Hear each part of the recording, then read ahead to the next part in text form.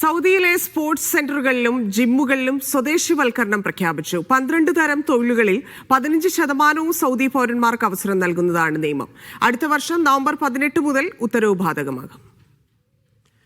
സ്വകാര്യ മേഖലയിലെ സ്പോർട്സ് സെന്ററുകളിലും ജിമ്മുകളിലും സൗദികളെ നിയമിക്കാനാണ് തൊഴിൽ മന്ത്രാലയത്തിന്റെ തീരുമാനം.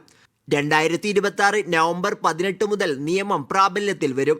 Sports coach, professional football coach, sports supervisor, professional trainer, professional athletic coach തുടങ്ങിയവയിൽ സ്വദേശീവൽക്കരണം നടപ്പാക്കും.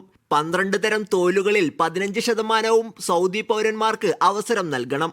റിക്രൂട്ട്മെന്റ്, പരിശീലനം, യോഗ്യത നിർണയം, തൊഴിൽ തുടർച്ച, ഹദഫ് ഫണ്ട് തുടങ്ങിയ പദ്ധതികൾ സൗദി ജീവനക്കാരെ നിയമിക്കാൻ മന്ത്രാലയം ഒരുക്കിയിട്ടുണ്ട്.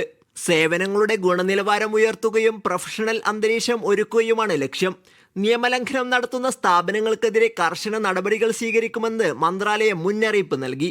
ഉത്തരവിന്റെ വിവരങ്ങളടങ്ങുന്ന ഗൈഡ് മന്ത്രാലയത്തിന്റെ ഔദ്യോഗിക വെബ്സൈറ്റിൽ പ്രസിദ്ധീകരിച്ചിട്ടുണ്ട്.